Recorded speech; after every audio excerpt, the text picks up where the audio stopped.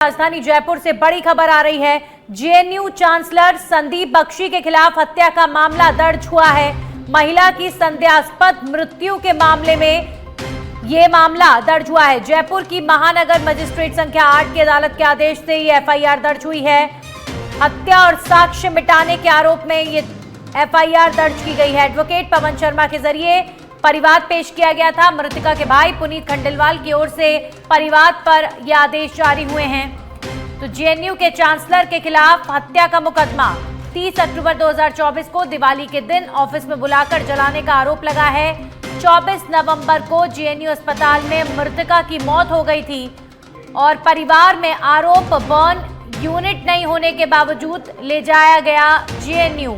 दिवाली के दिन दीपक से जली अकाउंटेंट और सिस्टम के लोग नदारद रहे। प्रशासन के आगे हाथ जोड़कर गुहार लगा रहा पीड़िता का भाई। जयपुर नेशनल यूनिवर्सिटी के चांसलर संदीप बख्शी पर गंभीर आरोप लगा है। क्या चांसलर ने अकाउंटेंट प्रीति खंडेलवाल को आग के हवाले किया? सबसे बड़ा सवाल। सच पे धड़क पर मृतका प्रीति के भाई ने कई बड़े खुलासे किए।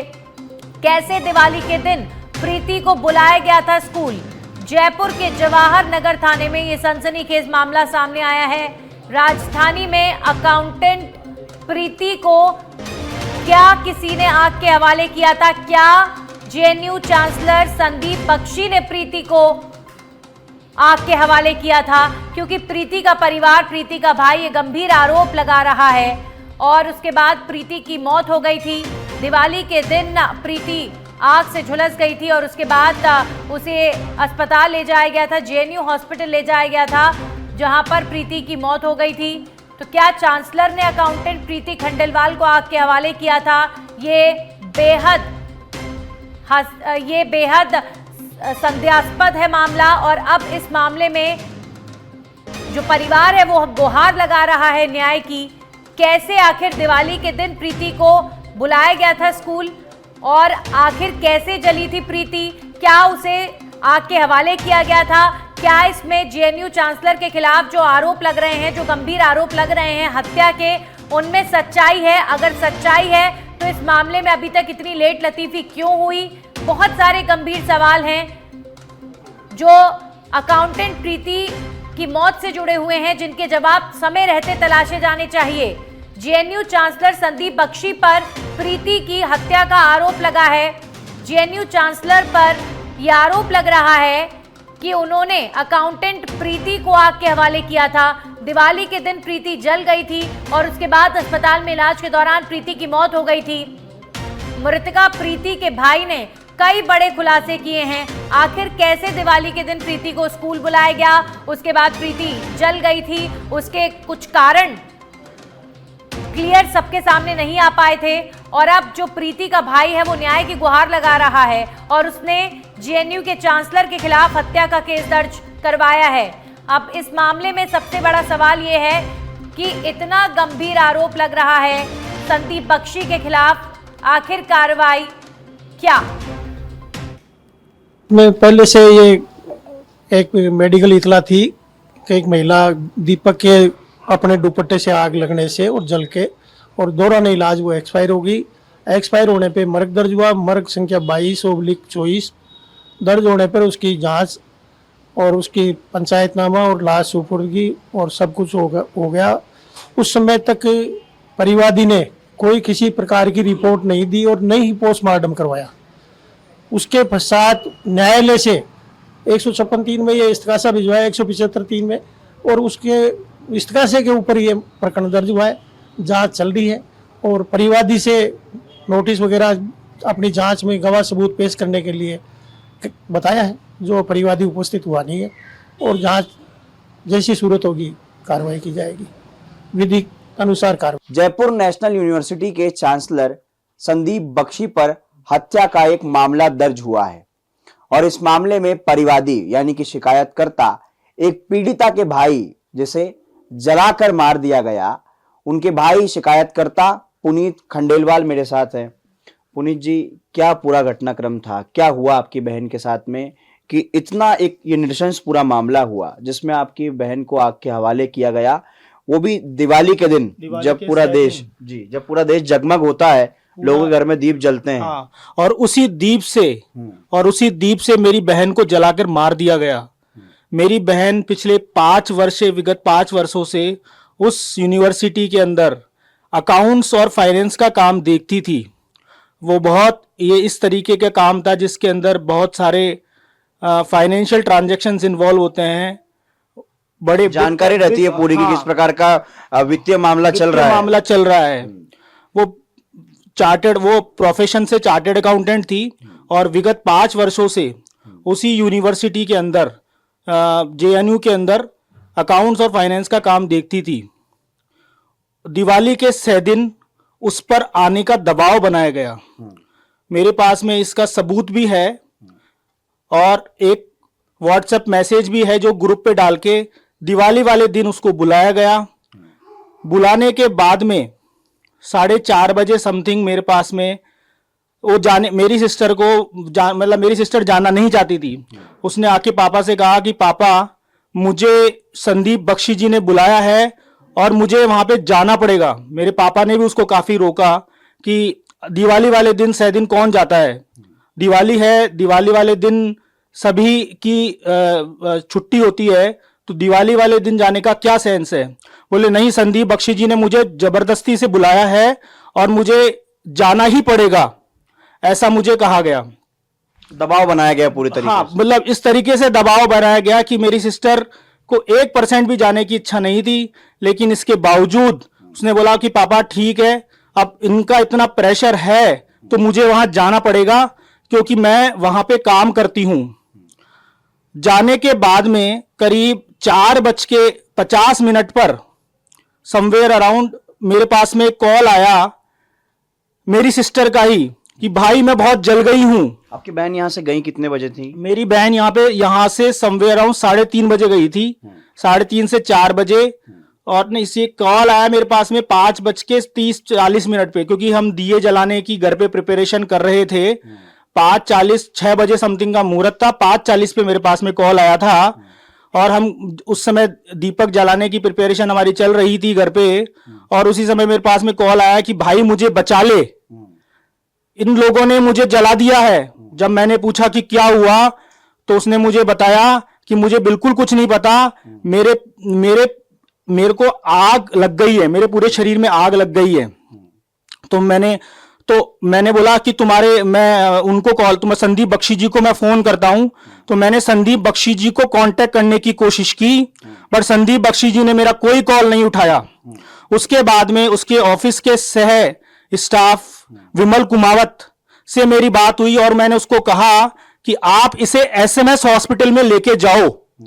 उसने मुझे इसको कहा कि नहीं, हम इसको JNU हॉस्पिटल लेके जाएंगे। मैंने बोला कि वहां से जहां पे ये घटनाक्रम हुआ है वहां से SMS की दूरी 5 से 7 मिनट की है और ये जो जलने की जो प्रक्रिया है ये कंटिन्यूस होती है। आप इसको तुरंत लेके जाओ जिससे कि इसका इलाज हो सके। खास बात यह भी कि JNU जहां लेकर गए आपकी बहन को, वो वहां पर बर्न वार्ड स्थान है और वहां पे बर्न वार्ड भी नहीं है। सर, ये भी मैं आपको पूरा बताता हूं क्या प्रकरण हुआ। तो पहले JNU मेरे लाख मना करने के बावजूद वो उसको खुद के हॉस्पिटल, जो कि खुद ही संचालित करते हैं, JNU हॉस्पिटल में लेके जाते हैं। और JNU हॉस्पिटल में ले जाने के बाद में JNU हॉस्पिटल जवाहर नगर से करीब समवेयर अराउंड 45 मिनट का रास्ता है। मैं यहां पे 5:45 में मेरे पास में जो इंसिडेंट हुआ था, मैं वहां पे 6:30 बजे 6:30 बजे तक पहुंच गया था। और जब मैं वहां से पहुंचा तो मुझे पता लगा कि जस्ट 5 मिनट पहले ही उसको लेके आए हैं और उस समय तक ना तो कोई डॉक्टर है ना कोई है, और वो मेरी बहन को एक कमरे में ले जाके छोड़ दिया गया। मतलब उनके कॉल करने के 1 घंटे बाद में भी वहां डॉक्टर तक भी, मतलब मेरे कॉल करने के 1 घंटे बाद में भी उसको किसी प्रकार का कोई उपचार नहीं दिया गया। जबकि आप सभी समझते हैं कि जलने की जो प्रोसेस होती है वो कंटिन्यूस होती है। उसकी पूरी की पूरी बॉडी, एक दिए से आग लगना कितना सा होता है। आज अपन हर घर के अंदर दीपक जलाते हैं, बट दिए से कोई आग लग भी जाती है तो मतलब फट बुझ जाती है। ऐसा कोई इतना बड़ा इंसिडेंट आज तक आपने अपनी लाइफ में नहीं सुना होगा। और हम सब के लिए, इस पूरे देश के लिए, इंडिया के लिए आश्चर्यजनक है कि दिए से इस प्रकरण को अंजाम दिया गया, ये पूरा का पूरा अंजाम दिया गया। अब प्रीति के भाई ने जो खुलासे किए हैं वो आपने सुना है। जेएनयू के चांसलर संदीप बख्शी के लिए प्रीति के भाई का सीधे तौर पर कहना है कि इन्होंने हत्या की साजिश की, इन्होंने प्रीति की हत्या की क्योंकि प्रीति अकाउंट्स का काम संभालती थी और फाइनेंशियल जो ट्रांसफर हुए, फाइनेंस ट्रांसफर हुआ, उसमें कहीं ना कहीं प्रीति को पता होने के बाद और कहीं ना कहीं कोई ना कोई शायद घपला हुआ होगा जिसकी नॉलेज प्रीति को हो, इस तरह की बातें सामने आ रही हैं। तो जेएनयू के चांसलर ने प्रीति की हत्या करवाई, ऐसा उनके ऊपर आरोप लग रहा है। और अब खबर बीकानेर से है, जहां पर अतिक्रमण हटाओ अभियान चलाया गया है। पूगल रोड स्थित पानी के नाले पर बरसों से लोगों ने कब्जा कर रखा था। इस नाले के ऊपर कई दुकानदारों ने अपने फुटपाथ बना रखे थे। सीमेंट की ईंटों से इसे पक्का कर दिया गया था और इससे नाले से पानी की निकासी में कठिनाई आ रही थी। नगर निगम का दस्ता आज इंस्पेक्टर कपिल के नेतृत्व में पूगल रोड पहुंचा और वहां नाले पर किए गए कब्जे को तोड़कर उसकी सिल्ट निकाली गई।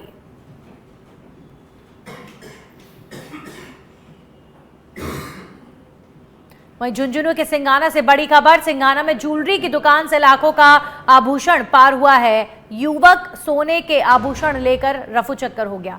युवक ने जेवरात दिखाने की बात को लेकर ज्वेलर्स को बातों में उलझाया और युवक का मौका देखकर गाड़ी में बैठ आभूषण लेकर फरार हो गया। वारदात का सीसीटीवी फुटेज भी अब सामने आया है। सिंघाना के बाईपास बाजार स्थित मनीषा ज्वेलर्स की घटना है, जहां पर चोरी की घटना हुई है। ये युवक सोने के आभूषण लेकर रफू चक्कर हो गया और ये तस्वीरें आप सीसीटीवी फुटेज देखिए।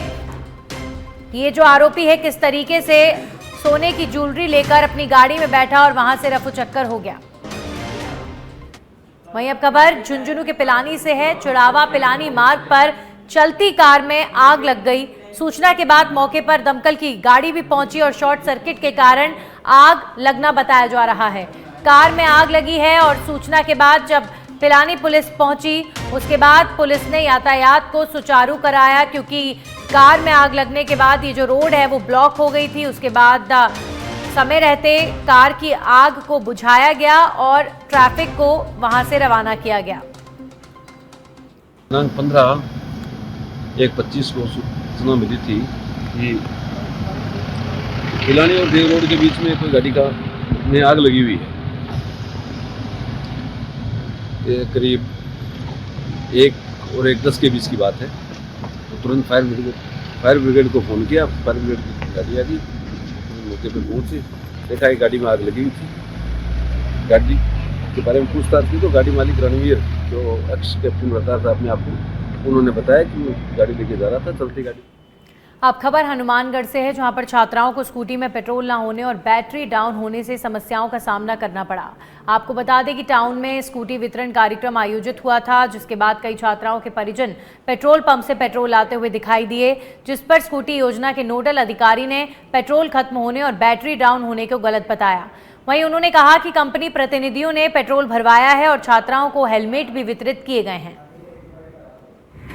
हनुमानगढ़ के अंदर स्कूटी मिली है, पर इसमें ऐसे स्कीम में लिखा हुआ था कि 2 लीटर तेल देंगे, पर इन्होंने कोई तेल वगैरह कुछ नहीं दिया। उन पैसे लेके 1-1 लीटर सभी से मंगवाया है। राज्य सरकार द्वारा जो मेधावी काली बाई स्कूटी योजना के तहत जो होनहार बच्चे हैं उनको स्कूटी भी दी गई। तो सरकार का ढीला रवैया की वजह से आज 6 महीने से इससे पहले मिलनी चाहिए थी, लेट रवैये की वजह से कभी तेल डाला हुआ वो तेल सूख गया, परेशानियां विद्यार्थियों की। ऐसा नहीं होना चाहिए। सरकार से मांग करते हैं कि समय पर स्कूटी वितरण हो ताकि इनमें कोई दिक्कतें नहीं आए। आज यहाँ स्कूटी का वितरण हुआ, इसमें बच्चियों को बिना पेट्रोल के स्कूटियां ले जानी पड़ी। यहाँ से जो जिम्मेदार है उनसे बात की, उन्होंने कहा कि 6 महीने पहले स्कूटियां आई थी, इन स्कूटियों में तेल डला हुआ था या नहीं था ये हमें नहीं मालूम, लेकिन हो सकता है इतने लंबे समय बाद। वहीं सलुम्बर में राष्ट्रीय सड़क सुरक्षा माह 2025 परवाह के तहत निशुल्क नेत्र जांच शिविर का आयोजन किया गया, जो कि परिवहन और चिकित्सा विभाग के तत्वावधान में हुआ, जिसमें वाहन चालकों समेत आमजन जांच के लिए कतारबद्ध हुए। इस दौरान जिला परिवहन अधिकारी, यातायात प्रभारी और प्रोग्रामर समेत अन्य अधिकारी भी मौजूद रहे।